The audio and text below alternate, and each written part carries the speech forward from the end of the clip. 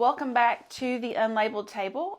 We wanted to talk to you this week about temptations and giving in to temptations and some steps that Pastor Lee shared with us to overcome temptations and live in a cycle of victory instead of failure. And so a lot of the time, we don't realize it, but giving into temptation is when we make decisions out of our senses instead of thinking of how our sin separates us from Jesus. And one of the things I thought about, and I'm pretty sure if we did this routinely when we're faced with temptations, is practice the presence of Jesus. Like, what if he was right beside you and you're making that decision? Right. I don't know.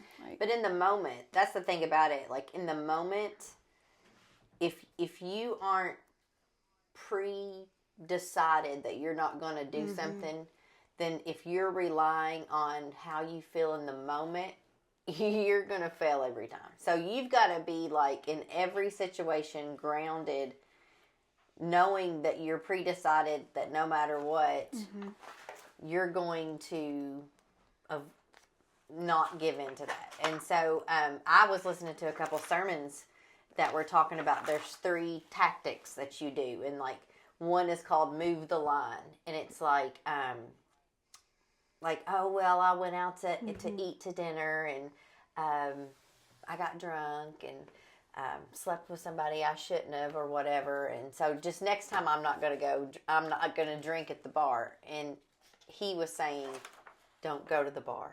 Like, you move your line so far away from whatever you struggle with or whatever you're tempted from that it can't even get close enough to tempt you. And that's hard to do because a lot of people, you like the sin and you hear, you want to stop. You like it. That's why Satan tempts you, because you just did a TikTok not too long ago, and you were like, Lord, help me to hate my sin. I want to hate my sin. I want to hate it. I want to hate it.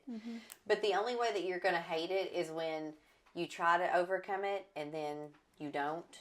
Then you try to overcome it, and then you don't. And then you just hate it so much because it just has so much power over you.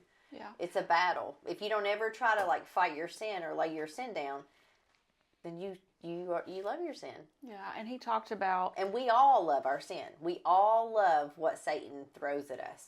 Because that's the reason he's throwing at you, is because that's what gets you. That's why you're vulnerable. That's what makes you weak. Or who makes you weak. Or, whatever it is.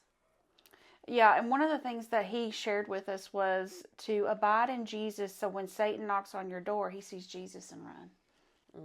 I know. That's good. It is good. And, yeah. One of the other things that he talked to us about was, like you were just talking about, the vicious cycle of sin. And some people, they get into their sin and then they feel really bad and they get into the guilt and the shame. And then they give into it again, and now they feel like they can't overcome, and then they just give up and embrace the sin and choose that as a cycle. Yeah, it's a cycle, and like most of the time, Satan's not even in that. You're just battling with your flesh. Like, that's not even the devil. Like, you're fighting your own. He's enticing and stuff, but like, we don't realize that we're in a battle every single day to keep us sitting down and not be who God created us to be. And so regardless if he uses fear or anxiety, depression, addiction, porn, whatever it is, lust, all of that, he will use every bit of that to keep you sitting down and not in the will of the Lord. And you think you're good, and then, like, you hit a wall. Like, several times in my walk, I've been like, oh, I'm good. And then, bam, you hit a wall because you have some pride, and he's going to knock you down a couple, and rebuked, disciplined. But it's tough. It is tough to fight temptation. And a lot of times, I don't think that we really get the answer of how to fight it. We just like, don't do it. Don't give in. Okay, well, how do you do that? Yeah. It's hard. It's like, you want to give something up and you're like, okay, like if it's something tangible, like I'll just hide it and I won't see it. Mm-hmm. Or do you get to a point where, okay, like I'm done with this and I throw it away? Mm-hmm. That way you can't go back to it. And if you do go back to it, it's harder to you have to go through more. Yeah, more to But get your to flesh it. will do that. Yeah. Your flesh will go through all those hoops and obstacles and everything it wants to get what it needs. And that's like speaking from a true addict.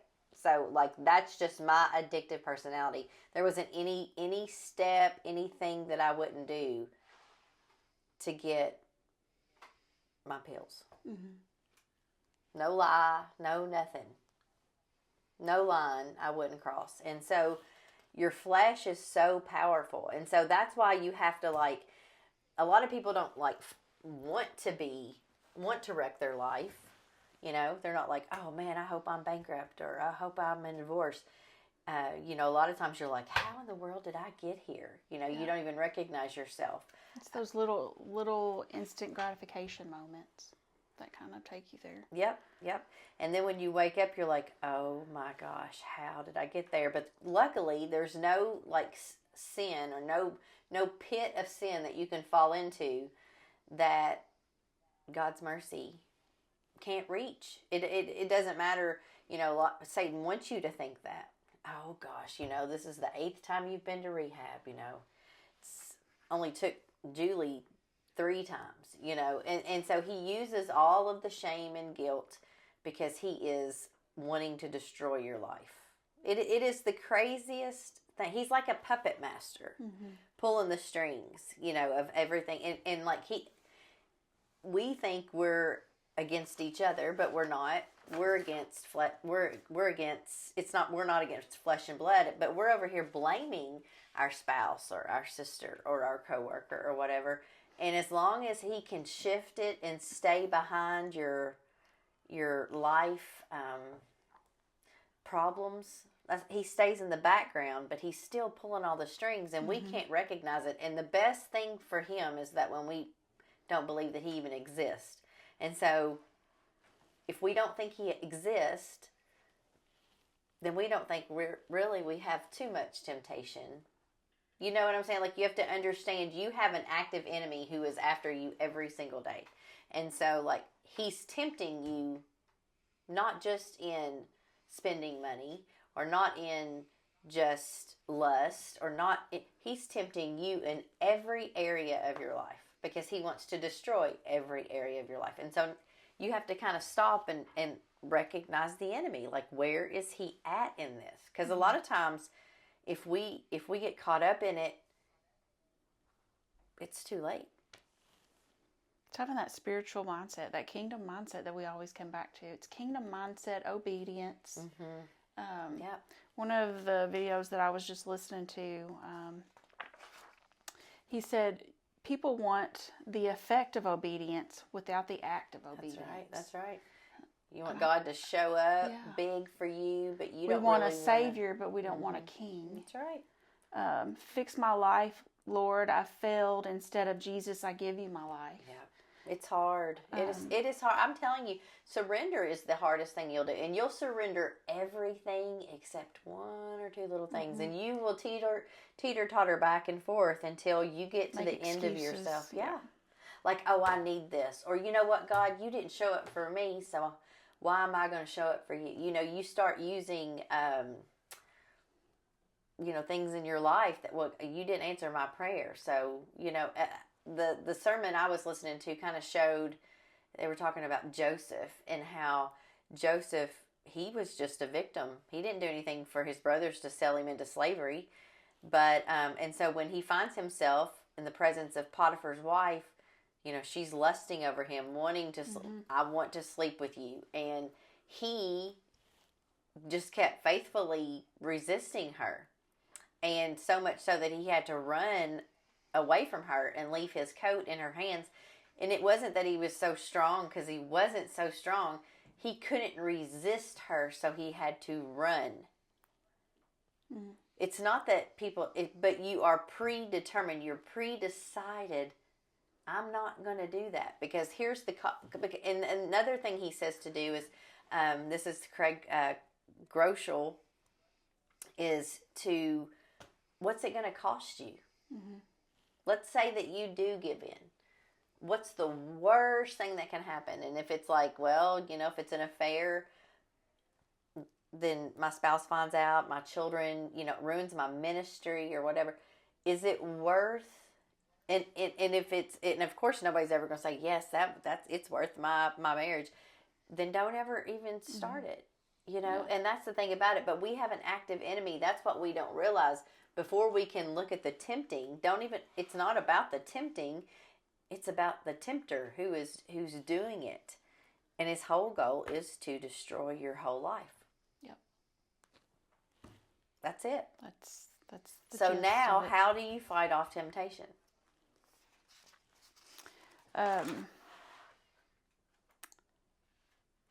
Pastor Lee talked about seeing God's heart and understanding who God is. And so one of the things that he talked about was when he created the earth, created Adam and Eve, like he created them and then he blessed them with all the things that he gave them. When he, before he gave the 10 Commandments to Moses, he had blessed them, so he has a heart to bless us, and he loves us, and that's what he wants for us, instead of us choosing, the wrong ways. Yeah, he blessed before obedience. I thought that was good. Yeah. There was a blessing before the obedience was even given, like the law or anything. It was really good. So, what else do you have? Paul wrote this to us, this letter in Ephesians, where he says for us to stand strong. I think if you picture Paul, he's chained up in a prison, and he's by candlelight, and he's writing a letter trying to make us understand how to stand against. I mean, you think about everything Paul came against. Mm-hmm. And he is trying to write us a letter that we're going to read, that's going to help us understand and help us stand strong, And so, like, if you picture that, and then he's writing Ephesians 6:10, it says, "Finally be strong in the Lord, in the strength of his might. Put on the full armor of God, that you might be able to stand firm against the schemes of the devil. Our struggle is not against flesh and blood, but it is against the rulers, against the powers of the world, the forces of this darkness, against the spiritual forces that are in the heavenly places. So therefore,"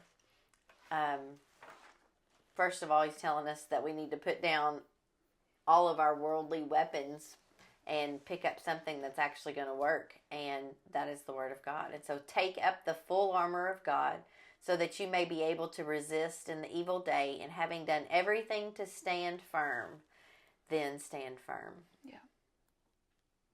And so, like, when you've done everything that you're supposed to do, and when it's time to stand, you stand. And that, to me, that makes me want to run around the room. Like, that empowers me. But how do I do that just in my everyday? When you're not in really war, you're just in a bad mood at work, and you don't realize that's what you're doing, is going through some spiritual warfare. I do that. I feel like I do that a lot, and just recently going through some situation and stuff. Like, the devil takes over your mind and makes you believe things and puts these ideas in your head that these things are happening, or this is the reason, or there's an underlying reason. There's always confusion, just wreaks havoc on just a misunderstanding. He loves misunderstandings, and when we're makes you question people's motives, and makes you suspicious. Fell of for everything. it. Yes, Fell for it. Yep, right, and that is why. It is just you were in a war. Paul is saying that your real enemy is no one, and it's nothing that you can touch. It's not flesh and blood. It's not anything that you can see.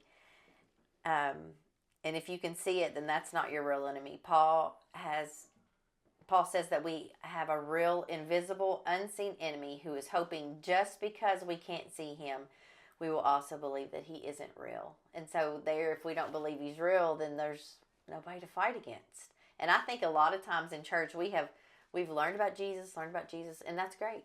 But we don't know who our enemy is. We don't know what he's capable of. We don't know how to fight him. We don't know what his tactics are and the weapons that he uses. And we can say fiery darts, but what are the fiery darts?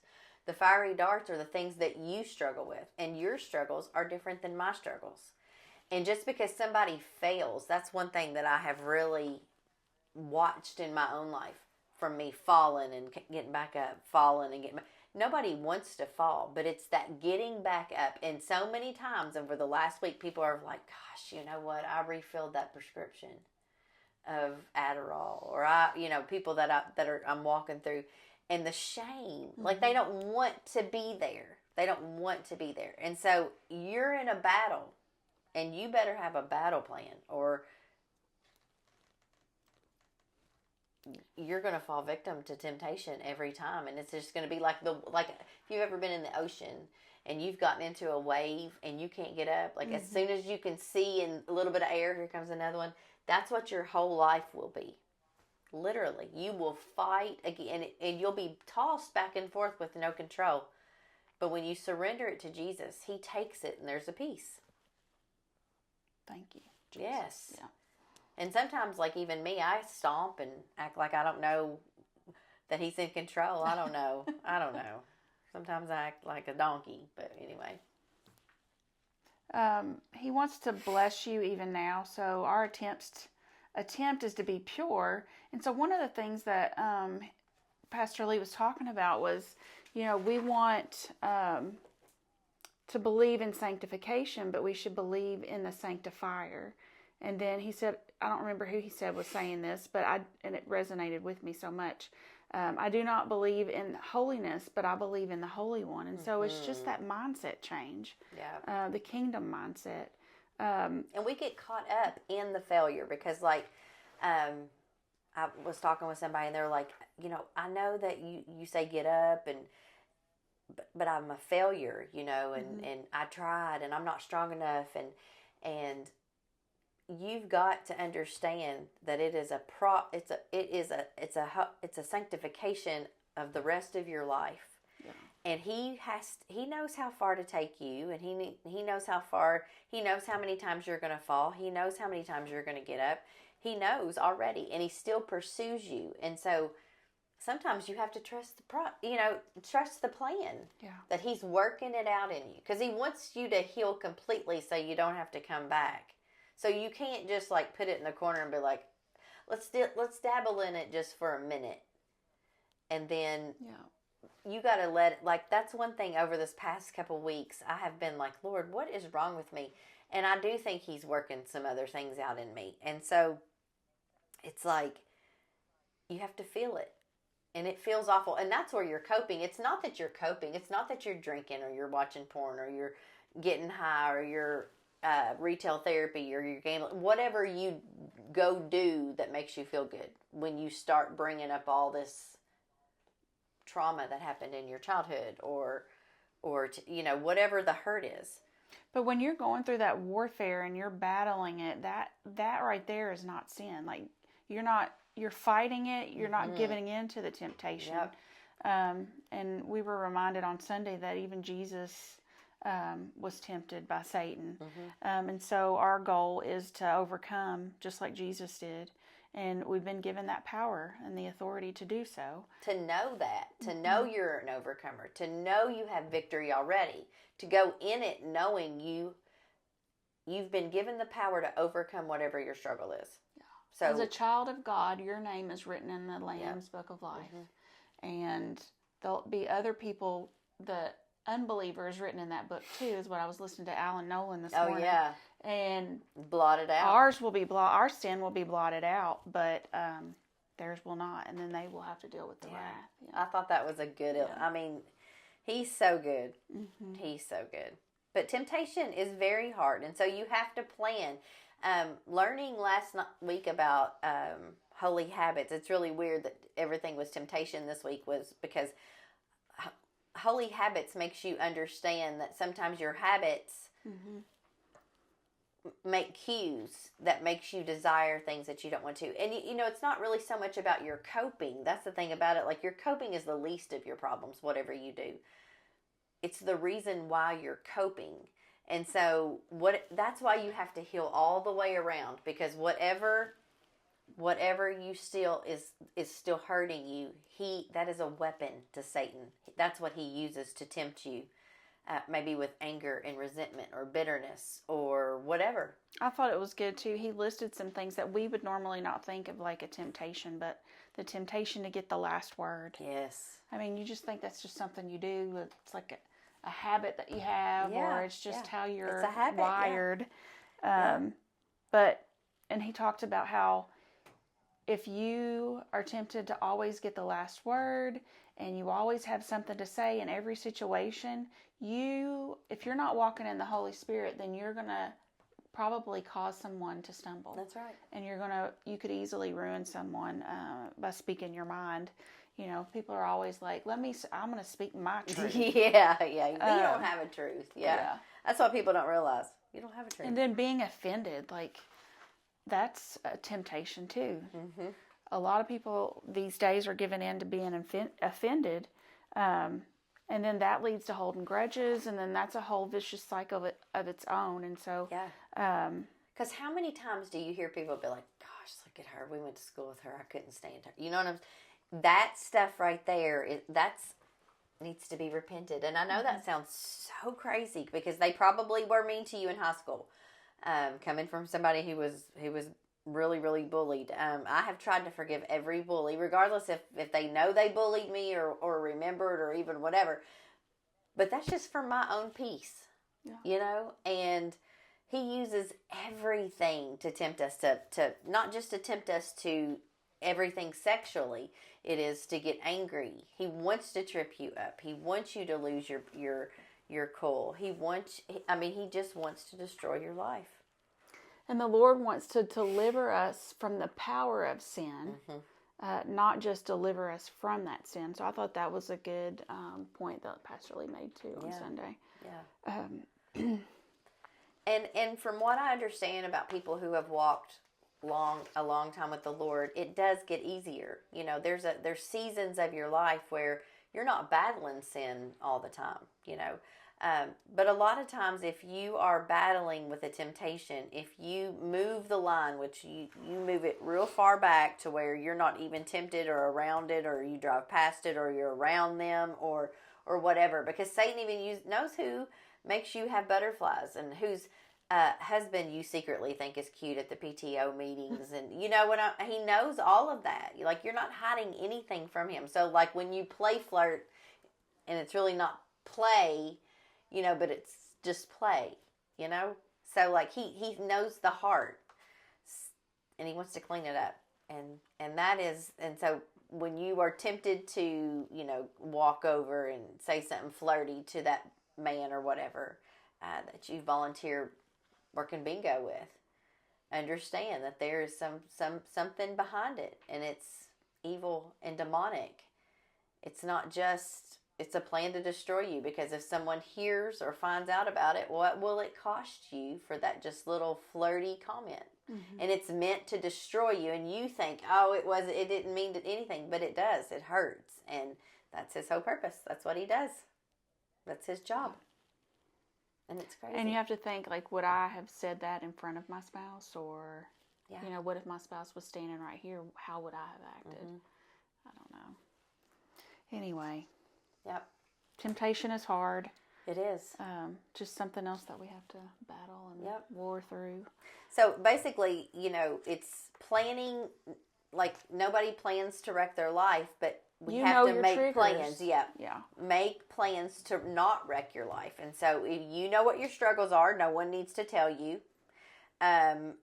You know what they are, you and God. And so... Are you listening? Because he's warning you the whole time, and you're ignoring him if you're continuing in it. And I'm good at that. I'm good at being like, boo, doo, doo, doo, doo, doo, doo, doo. Like, ignoring the Lord when he's like, hello, don't do that. Don't say that. Don't go there. Don't do that. And sometimes I just purposely don't listen because sin feels good. It feels good to not feel sometimes, and and I was reading that thing on Facebook that Nancy Brooks posted. It said, "You're no different than the guy who snorted a line of cocaine off of the kitchen table versus the person who secretly got drunk at home last night." And it was talking about all the different types of sin and how we look at things differently, even though we do it privately and some people do it publicly, it's the same. And some people get caught. And also there was one verse that I thought was good that I wanted to say. In Numbers 32, it says, "Your sin will find you out. And is it worth the cost if you get found out?" What was it? Numbers what? 32. Sometimes it can sometimes you can get pregnant. Sometimes that you didn't want. Sometimes you can lose your reputation or your ministry or your marriage. And is it worth the cost if you get found out? What would happen and who would be affected? Something that David and I've been listening to is Mark Driscoll, and he talks about you're in charge of your generation. So my sin affects my grandbabies. That generational. And so like when people talk about generational curses, that's what we're talking about. People who give up. Like Lisa talks about how she wants to break generational curses of making sure she stays married. That's important because then that will carry on to her daughter and to her son.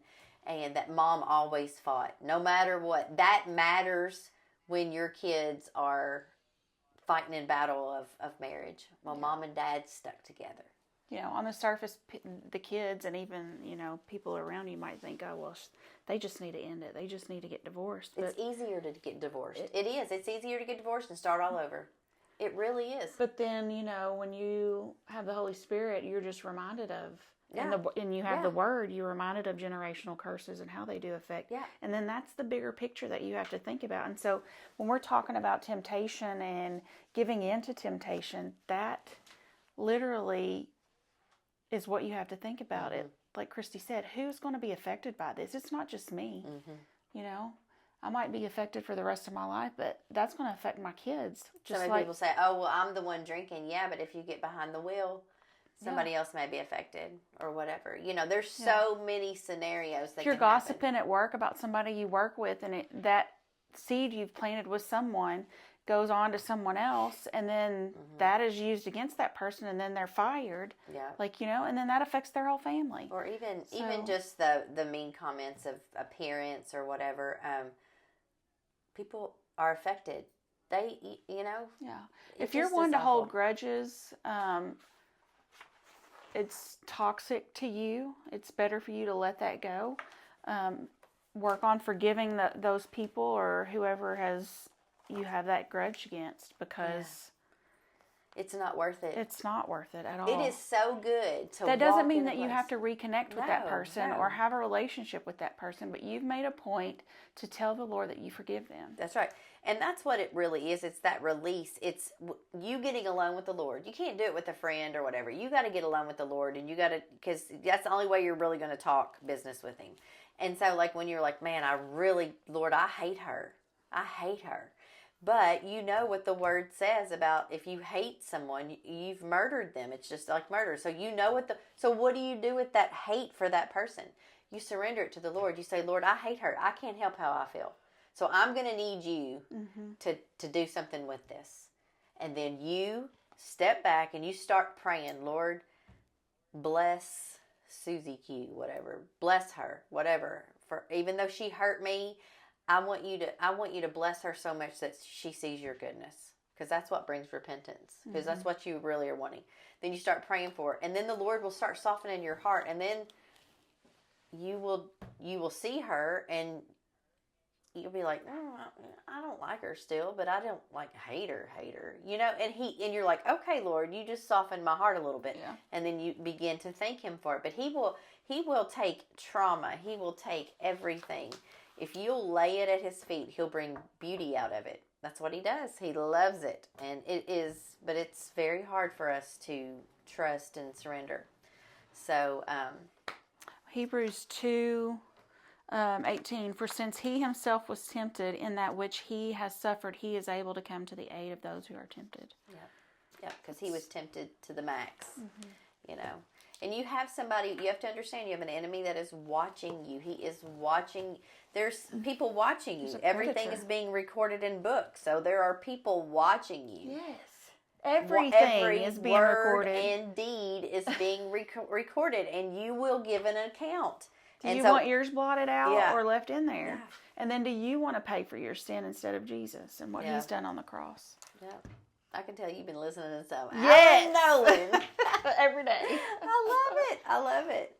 So I guess it's like the end of the night. You have to ask yourself, like, what are you going to do with Jesus? Like, you know what the word says. But he's the way, the truth, and the life. And so the only way to the Father is through him. And so you may not know nothing about him. You may not know very much about him. This all may be new to you, or what you're hearing from us is totally different than what you were taught as a kid, and you're like, hold on, wait a minute. Yeah, listen to Alan Nolan, you'll find out a lot. Yes. Yeah, that you were taught wrong. So it's a journey, and you just got to make sure, like, okay, if you'll find yourself in the car in the mornings listening to his sermons, and you're like, yeah, you were like, what? And then all day long you're thinking about, Lord, are you kidding me right now? Like, it's who you are. It's who you are. And it just overflows. It overflows. But yeah, it's a journey, and I love it. I wouldn't go back to the old me for nothing. And I've got so much still that is a hot mess in me, like things that he's working out in me, hurt, fear. There's some things that I'm still fearful of. My aunt just passed away, and so there's no children, and so I'm having to go through her whole house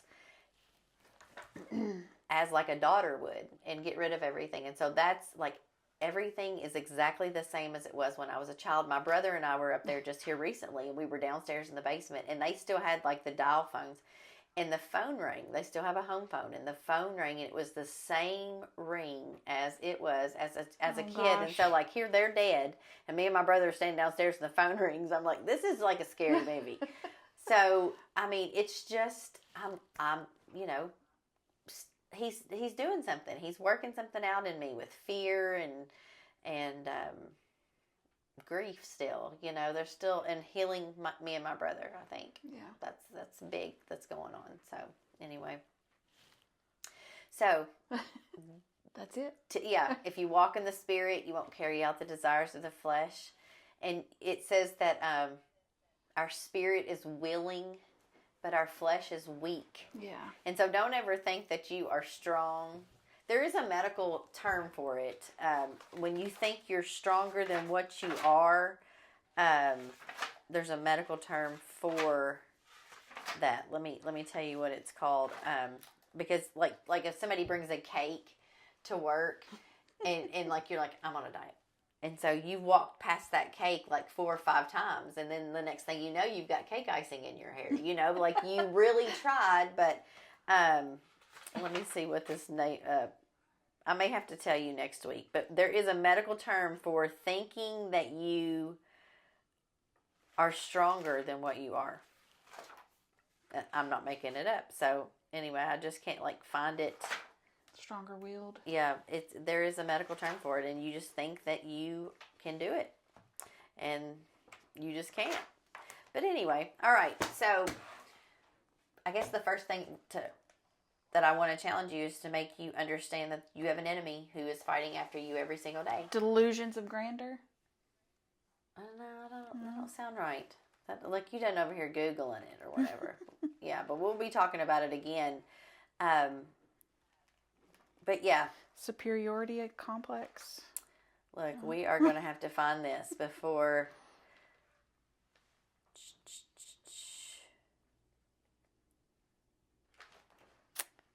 I don't know. That's all I got. That's all you got? That's all I got. Yeah, I thought I wrote it out really, really good, but I don't guess I did. Okay, so anyway, that's all we got. Oh, hold on, wait a minute. Restraint biased. You think you can handle it. Oh, okay. That's what it's called. I think that's a lot of us. we think we can handle it. So we won't. We'll go into the bar. We'll go to the sports bar and eat, but we won't drink. And if you struggle with drinking or whatever, so you realize that you can't handle what you think you can handle. I mean, I have been going into the Mexican restaurant and not having margaritas. You go, girl. You go. I mean, that is restraint. And me oh and my mother gosh, made a shopping pact that we would not go shopping, like clothes, shoes, purses, any of that for the month of January. Okay. So that's coming up this weekend. Yes, it's coming off. Yeah, that's good. Sometimes you have to take a break. Yeah. Because it does feel good to go buy something. I never knew I had retail therapy addiction. I have it. I like thrifting and going and finding things. Like, I'm a Peddler's Mall girl. Like finding things. This came from the London Peddler's Mall. You went all the way to London? My husband and I went to London on Sunday. And it was so good because we didn't have anything. Was it Sunday or was it Saturday? It was Saturday. We went Saturday. We didn't have anything to do on the way back. So it was kind of like, what do you want to do? And he's like, I don't know. What do you want to do? It was just, and we had great conversation, but I wanted to go to the Peddler's Mall. And so he went through the Peddler's Mall. The UK game was on. He walked through. He wanted to walk with me. And I'm like, go on. Go to the car. Listen to the game. He went. I got to look. It was really good. It was good. The Lord really showed me I need to do more of that. Me and him just being intentional about going out. So we'll see. All right. Temptations. Think about what your temptation is and work on moving the line, staying away from it, and knowing what God's Word says about it. Knowing what God's Word says about it helps a lot. Though you're talking about knowing God's heart. Mm-hmm. Well, knowing what God feels about it, and that being your reason that you don't want to do it other than, I can't do it. And because you're committed to Him and your relationship with Him and not hurting Him. And not hurting Him and going against His Word. When He says it's wrong, you believe it and you don't want to go against Him. And so you're like, okay, because He's your King. Kind of all makes sense. But anyway. All right, we will see you next week. Thank you.